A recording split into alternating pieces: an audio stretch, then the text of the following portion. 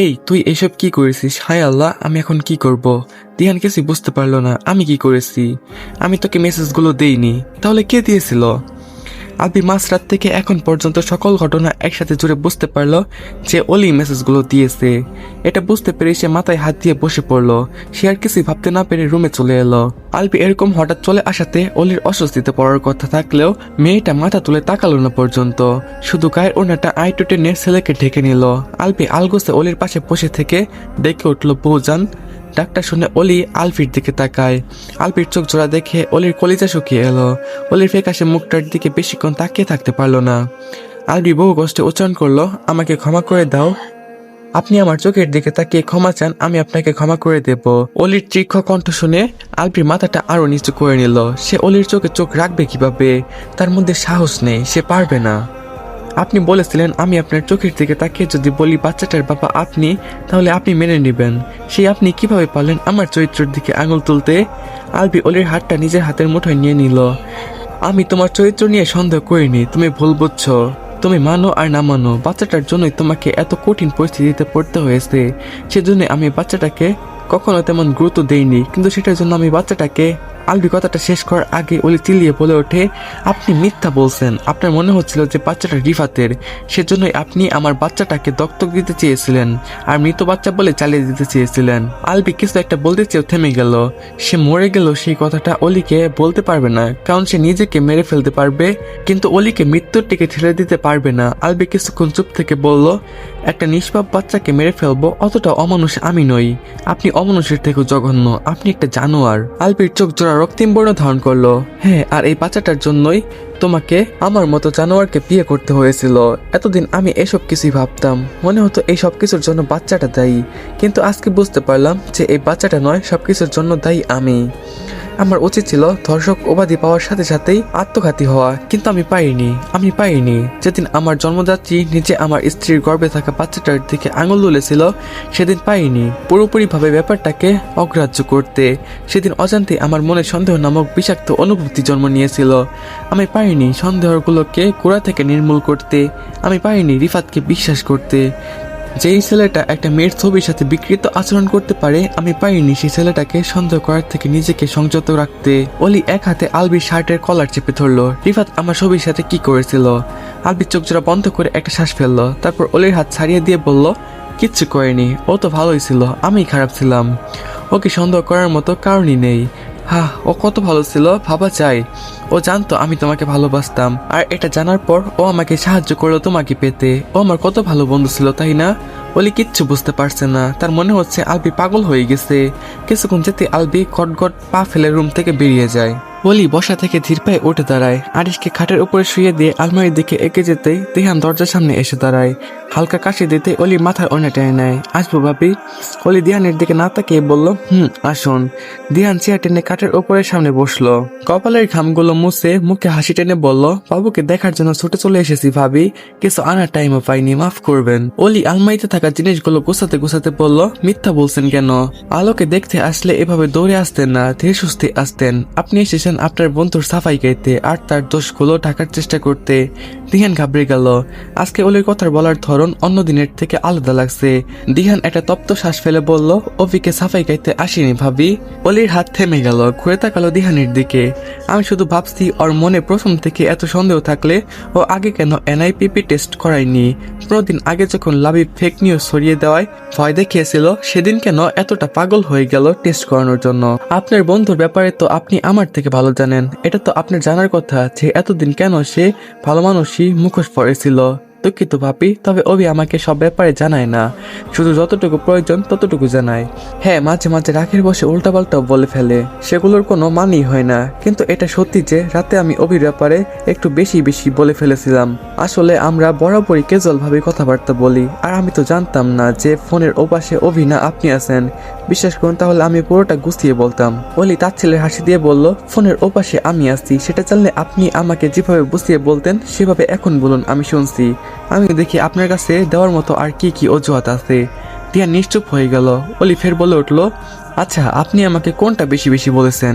বাচ্চা দত্তক দিয়ে মৃত বলাটা নাকি রিফাতের বাচ্চা বলে সন্দেহ করাটা? দুটো নিয়েই।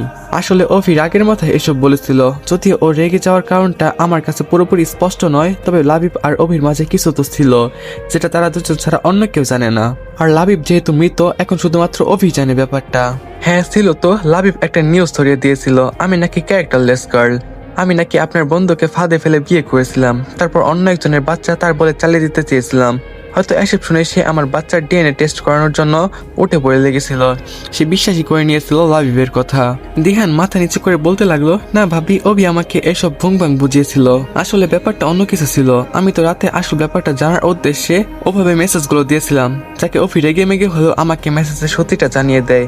আসলে লাবিব কোনো নিউজ ছড়াতে পারেনি, তার আগে অভি ওকে ধরে ফেলেছিল। তবে এর মধ্যে বড় সড়ো কোনো ব্যাপার আছে, আর আমি শিওর যে সেটা আপনাকে নিয়েই, কারণ অন্য কারো বিষয় হলে অভি আমার থেকে আড়াল করে রাখতো না। বলি ভাবনায় পড়ে গেল, কিন্তু কিছুক্ষণ যেতেই তার প্রতিক্রিয়া আবারও কঠোর হয়ে গেল। দিহান আলবির বন্ধু, তাই হয়তো উদ্ভট কথাগুলো বলছে, তার ব্রেন ওয়াশ করার চেষ্টা করছে। ভাবনাটা মাথায় আসলে অলি তীর চোখ হেসে বললেন, বাচ্চা দেখতে এসেছেন, দেখেন চলে যান, আমাকে কিছু বোঝাতে আসবেন না। দিহানের খারাপ লাগলো, সে বুঝতে পেরেছে তার বোকামির জন্য অভির সংসারে ফাটল ধরেছে। দিহান ড্রেসিং টেবিলের উপরে রাখা স্যানিটাইজার দিয়ে হাত স্যানিটাইজ করে এগিয়ে গেল আরিশের দিকে। শুভ্র তোয়ালে মোড়ানো ছোট্ট প্রাণটা ঘুমিয়ে আসছে, রক্তিম ঠোঁট জোড়া ক্ষণে ক্ষণে মৃদু কেঁপে উঠছে। বাচ্চাটাকে দেখে দিহানের চোখ জোড়া জুড়িয়ে গেল। সে শুনেছে পৃথিবীর বুকে সবচেয়ে ভালো অনুভূতি একটা হলো নবজাতকের হাত ধরার অনুভূতি। দিহান এই সুযোগ মিস করতে পারল না। সে আরিশের মুট করে রাখা ছোট্ট হাতটা বৃদ্ধা আঙুল দ্বারা স্লাইড করতে লাগলো। তখনই উর্মিলা হন্তদন্ত হয়ে রুমে প্রবেশ করে। আল্লাহ, এটা কি করলেন? আমার আগে ওর মুখটা দেখে নিলেন। উর্মিলার কণ্ঠ শুনে দিহান ঘাড় ঘুরিয়ে পেছনে তাকালো। উর্মিলা বন্ধুদের সাথে আড্ডা দিতে গিয়েছিল, খবরটা পেয়ে ছুটে চলে এসেছে, কিন্তু দিহান তো তার আগেই ফার্স্ট। উর্মিলা দিহানের পাশ কেটে আরিশের পাশে গিয়ে শুয়ে পড়লো। আমার বাপজান এসেই গেছে।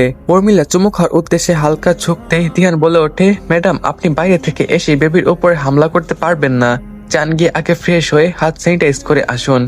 উর্মিলা কপাল কুঁচকে গেল। শুনুন, আমিও জানি যে বাইরে থেকে এসে বেবিকে ধরার আগে ফ্রেশ হয়ে হাত স্যানিটাইজ করে নিতে হয়, বেশি ডাক্তারকে দেখাতে হবে না। দিহান অপ্রস্তুত হয়ে অলির দিকে তাকালো। অলি এক মনেই আলমারির দিকে কিছু একটা খুঁজতে। দিহান বুঝতে পারলো অলি তাদের কথার খেয়াল রাখছে না। শুনুন ম্যাডাম, এটাকে ডাক্তারগিরি বলে না, কমন সেন্স বলে। উর্মিলা রেগে মেগে উঠে ওয়াশরুমে চলে যায়। দ্রুত গতিতে ফ্রেশ হয়ে এসে হাত স্যানিটাইজ করে নেয়, তারপর আরিশের নরম গালে চুমু খেয়ে ক্ষান্ত হয়। এই মাঝে রুমে বাড়ির বাকি সদস্য প্রবেশ করলো। সবাইকে একসাথে আসতে দেখে অলি খোঁজে থামিয়ে আলমারি লক করে আরিশের পাশে এসে বসলো। উসমান মির্জা আর ইয়ামিন মির্জা একে একে আরিশকে কোলে নিলেন, কিন্তু ইয়াদ কোলে নিতে গেলেই অলির বুকের ভেতরে মোচড় দিয়ে ওঠে। সে কিছু বলতে যাবে তার আগে আরিশ কেঁদে ওঠে। ইয়াদ অনুভূতি শূন্য চোখে আরিশের দিকে চেয়ে রইল। শাহনাজ বেগম এগিয়ে এসে আরিশকে কোলে নিয়ে কান্না থামানোর চেষ্টা করতেই আরিশ শান্ত হয়ে যায়। সবাই আরিশকে দেখে শেষে রুম থেকে বেরিয়ে গেল। শাহনাজ বেগম আরিশকে কোলে নিয়ে অলির পাশে এসে বসলেন। এরই মাঝে একজন সার্ভেন্ট খাবার নিয়ে এলো। বৌমা, আমি দাদু ভাইকে দেখে রাখছি, তুমি খেয়ে নাও, এমনি শরীর দুর্বল হয়ে গেছে, না খেয়ে থাকা যাবে না। অলি অবাক নয়নে শাশুড়ির দিকে তাকায়। একটা মানুষ কি আসলে এভাবে পরিবর্তন হয়ে যেতে পারে? অবশ্যই পারে। আলবি যেভাবে পরিবর্তন হয়ে গেছে, তেমনি শাহনাজ বেগমের মাঝে হয়তো পরিবর্তন ঘটেছে, তবে তাদের মাঝখার পরিবর্তন একদম বিপরীত ধর্মী। অলি আলতো পায়ে টেবিলের দিকে এগিয়ে গেল। অভিজ্ঞতায় গেল।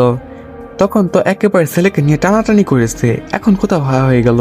অলি এক টুকরো রুটি মুখে দিতে যাবে, কিন্তু শাশুড়ির বলা কথাগুলো শুনে থেমে গেল। বৌমা, তুমি কি জানো ও কোথায় গেছে? অলি না বোধক মাথা নাড়লো। এরই মাঝে আরিশ আবারও কেঁদে ওঠে। ওকে খাইয়েছিলে? অলি মাথা নেড়ে হ্যাঁ বলল। শাহনাজ বেগম এবার উঠে দাঁড়িয়ে বললেন, তাহলে আমি বরং গিয়ে দাদু ভাইকে পুরো বাড়িটা ঘুরে দেখাই, তুমি শান্ত হয়ে খেয়ে নাও। বলে শাহনাজ বেগম চলে গেলেন। এই সুযোগে অলিও টেবিল ছেড়ে উঠে যায়। সে এই বাড়ির এক গ্লাস পানিও মুখে নেবে না। অলি হাত ধুয়ে আলমারি খুলে সবকিছু ওলট পালট করে কিছু খুঁজতে লাগলো। অবশেষে পেয়ে গেল। সে প্রয়োজনীয় সবকিছু একটা ব্যাগে ভরে ব্যালকনিতে এসে দাঁড়ালো। তারপর ব্যাগটাকে বাগানের ঝোপঝাড়ের মধ্যে ফেলে দিল। অলি অসুস্থ শরীর নিয়েই ড্রয়িং রুমে এসে দাঁড়ালো। তাকে আসতে দেখে নুরনার চমকে গেলেন। বৌমা, তুমি নিচে আসতে গেলে কেন? অলি মলিন হেসে বলল, রুমে বসে থাকতে ভালো লাগছিল না কাকিমা। আলোকে নিয়ে আম্মা কোথায় গেছেন জানেন? নুরনার অলিকে ধরে নিয়ে গিয়ে সোফায় বসালেন। অলির হাত পা কাঁপছে, বারবার ওড়না দিয়ে কপালের ঘাম মুছছে। ভাবি তো নাতিকে নিয়ে পুরো বাড়ি ঘুরে বেড়াচ্ছেন। তাদের কথার মাঝে আলবি হনহন নিয়ে বাড়ির ভেতরে প্রবেশ করে। সে কোনো দিকে না তাকে সিঁড়ি বেয়ে উপরে উঠে নেয়, কিন্তু ড্রয়িং রুমে অলির উপস্থিতি টের পেয়ে তার পা থেমে গেল। পা ঘুরিয়ে অলির সামনে এসে দাঁড়ায়। অলি কিছু বসে ওঠার আগে আলবি এক হাত দিয়ে অলিকে কোলে তুলে নিয়ে নিজের রুমের উদ্দেশ্যে হাঁটা ধরলো। নুন্না আর হতবিহল হয়ে তাদের যাওয়ার পানে তাকিয়ে রইল। রুমে এনে অলিকে বিছানায় বসিয়ে দিয়ে আলবি পুরো রুমে চোখ বুলালো। অলি কোনো কিছু বুঝে উঠতে পারলো না, শুধু ভাবলেশহীন ভাবে সামনের দিকে তাকিয়ে রইল। আমার ছেলে কোথায়? আলবির মুখ থেকে নিষ্কৃত শব্দটি শুনে অলি ফট করে আলবির দিকে তাকায়। আলবি এক হাতে মাথা চেপে ধরে বিরক্তি মিশিয়ে বাক্যটি উচ্চারণ করেছে। চোখ মুখ দেখে বোঝা যাচ্ছে সে প্রচন্ড বিরক্ত। কি হলো? কিছু জিজ্ঞেস করেছি আমি। আলু শুধুমাত্র আমার ছেলে, আপনার সাহস কি করে হয় ওকে নিজের ছেলে বলার? ওহো, ডিএনএ টেস্টের রিপোর্ট পেয়ে গেছেন বুঝি। আলবি কপাল আরো কুঁচকে গেল, মৃদু ঘুমিয়ে উঠল। কোনো টেস্ট রিপোর্ট দেখার প্রয়োজন নেই, ওর দিকে তাকালে বোঝা যায় যে ও কার ছেলে। আর তুমি কি ওকে বাজার থেকে কিনে এনেছো নাকি? লজিকলেস কথাবার্তা বলবে না। ওহ আচ্ছা, এতদিন পর আজকে আমার কথাগুলো লজিকলেস লাগছে। আজকের আগে তো সবসময় তোমার ছেলে করতেন, তখন লজিকলেস লাগেনি। আলবি মাথায় প্রচন্ড যন্ত্রণা হচ্ছে। সে ধপ করে পা ফেলে রুম থেকে বেরিয়ে গেল। উর্মিলার রুমের সামনে এসে শাহনাজ বেগম সহ আরিশকে খুঁজে পেয়ে সে একটা স্বস্তির নিঃশ্বাস ফেললো। আমার ছেলেকে আমার কাছে দাও। আলফির অবস্থা দেখে উর্মিলা ঘাবড়ে গেল। আলফির গায়ের শার্ট ঘামে জবজবে, মাথার চুলগুলো পর্যন্ত এলোমেলো, চোখ মুখ ফ্যাকাশে। ভাইয়া তোর কি হয়েছে? আলফি উত্তর না দিয়ে রুমে ঢুকে ছেলেকে কোলে নিতে গেলে উর্মিলা বাধা দিলেন। এই অবস্থায় আমার বাপজানকে ধরবি না বলে দিলাম, যা আগে ফ্রেশ হয়ে আয়। আলফি রেগে ফুস করে উঠলো, উর্মিলার হাত ছাড়া মেরে সরিয়ে দিল। আমার ছেলেকে আমি যেমন ইচ্ছে তেমন ভাবে কোলে নেব, তুই বাধা দেওয়ার কে? আর একদম ওকে নিয়ে টানাটানি করবি না, ও আমার ছেলে। শাহনাজ বেগম আলফির কথাগুলো শুনে হতভম্ব হয়ে গেল। উর্মিলা ও ভাই রাগ আজ করতে পেরে নিরাপদ দূরত্বে সরে গেল। আলবি ছেলেকে কোলে নিয়ে তবেই শান্ত হলো। আমার ছেলে বলে মাথা খারাপ করছিস কেন? আমরা সবাই জানি যে ও তোর ছেলে, এভাবে বারবার বলার মানে কি? তাছাড়া তুই বোনের সাথে এরকম বিহেভ করলি কেন? মায়ের কথা শুনে উর্মিলা থতমত খেয়ে গেল। লাইফে ফার্স্ট টাইম সে উর্মিলার পক্ষ নিয়ে আলবিকে ছাড়ি দিয়েছে। এদিকে আলবি মায়ের কথা শুনলই না, যেন এক দৃষ্টিতে তাকিয়ে রইল নিজের ফটোকপির দিকে। কিছুদিন পর বোনটা যখন অন্যের ঘরে চলে যাবে তখন বুঝবি যে ও কি ছিল। মায়ের কথা শুনে আলবি ব্রুকুসকে উর্মিলার দিকে তাকায়। আমি এখনো বুঝি যে ওকে, শুধু ওকে বলে দাও আমার ছেলে আর আমার মাঝখানে যেন না আসে। ভাইয়া তুই তোর ছেলেকে নিয়ে বের হ আমার রুম থেকে। আলবির আগে গজগজ করে উঠলো, বেশি বাড়াবাড়ি করলে কিন্তু এক্ষুনি গিয়ে দিহানের বাড়ি থেকে রেখে আসবো। উর্মিলা এবার না পেরে কেঁদেই উঠলো। রেখে আয়, দেখিস একবার এই বাড়ি থেকে বের হই তারপর আর জীবনও আসবো না। আলবি রাগ নিমেষেই ছু হয়ে গেল। কিছুক্ষণ ঠায় দাঁড়িয়ে থেকে শান্ত কণ্ঠে বলল, তাহলে তোর বিয়ে ক্যান্সেল, আমি তোকে এই বাড়ি থেকে বের হতে দিচ্ছি না। কথাটা বলে আলবি উল্টো করে রুম ত্যাগ করলো। কান্নার মাঝে উর্মিলার ঠোঁটের কোণে হাসি রেখা ফুটে উঠলো। শাহনাজ বেগমের চোখে পানি জমেছে। কয়েক মুহূর্ত যেতেই সে উর্মিলাকে জড়িয়ে ধরলো। আলবি আরিশকে নিয়ে রুমে ঢুকতেই দেখলো অলি এক হাতে নিজের ফোন চাপছে, আরেক হাত দিয়ে পেট চেপে ধরে রেখেছে। আলবি অলির সামনে এসে দাঁড়ালো। কি হয়েছে? ব্যথা করছে? আলবির শান্ত কণ্ঠ শুনে অলি তার দিকে তাকায়। তারপর হঠাৎ সোমের আলবির কোল থেকে আরিশকে নিয়ে নেয়। আলবি এক মুহূর্তের জন্য মনে হলো কেউ তার শ্বাসরোধ করে ফেলছে। সে অস্থির হলে অলির দিকে হাত বাড়িয়ে দেয়। ওকে নিও না, ওকে আমার কাছে দাও, একটু দাও। অলি আলবির হাত ছড়িয়ে দিয়ে বলে, একটুও না, ধরবেন না ওকে। অলি ছোট্ট দেহটা নিচের বুকের সাথে আঁকড়ে রেখেছে। আলবি চাতক পাখির ন্যায় সেদিকে তাকিয়ে রইল। কিছুক্ষণ যেতে আলবি অসহায় কণ্ঠে বলে ওঠে, আমাকে মাফ করে দাও, আমি জানি তুমি অনেক কষ্ট পেয়েছো, প্লিজ আমার ছেলের উপর থেকে আমার অধিকার কেড়ে নিও না। আলবি অলির দিকে আসতে নিলে অলি বিছানা থেকে নেমে ব্যালকনিতে গিয়ে দরজা লাগিয়ে দেয়। আলবি এবার দরজা ধাক্কাতে লাগলো। প্লিজ প্লিজ, আমার অনেক কষ্ট হচ্ছে, আমি পারছি না সহ্য করতে, আমার দম আটকে আসছে, বেরিয়ে এসো না বউজান, হানিবি।